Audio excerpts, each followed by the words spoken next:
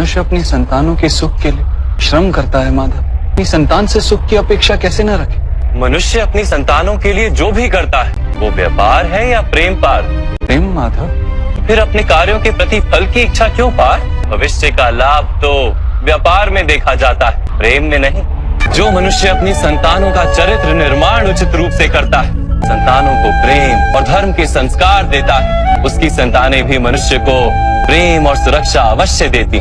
संतानों के कर्म, स्वजनों के व्यवहार उनके कर्म है पार, और जब उनके कर्मों पर हमारा कोई अधिकार नहीं होता तो उनसे आशाएं और अपेक्षाएं रखने का क्या प्रयोजन। यदि गहन विचार करोगे पार्थ तो शीघ्र ही ये जान लोगे कि जीवन में ऐसा कोई कार्य नहीं है जिसके साथ आशाएं और अपेक्षाएं जोड़ना अनिवार्य हो। जब सृष्टि ही परमात्मा है और मनुष्य स्वयं परमात्मा का अंश है तो सारे कार्य परमात्मा ही करते हैं, मनुष्य स्वयं कुछ नहीं करता।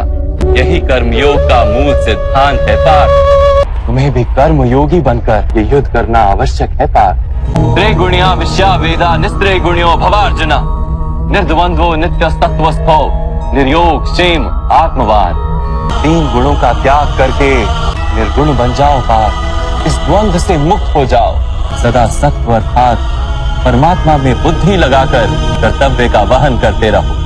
कुछ प्राप्त करने की इच्छा और कुछ प्राप्त किए हुए का रक्षण करने का विचार त्याग दो पार्थ, और अपनी आत्मा को स्वतंत्र कर। स्मरण रहे पार्थ, कर्मण्यवाधिकारस्ते मा फलेषु कदाचन मा कर्म फल हेतुर्भु मा ते संगोस्त्व कर्मणि। तुम्हारा अधिकार तो केवल कर्म करने का है, फल तो ईश्वर के हाथ में। इसलिए न कर्म से भागना उचित है और ना ही कर्म के फल की आशा रखना उचित है।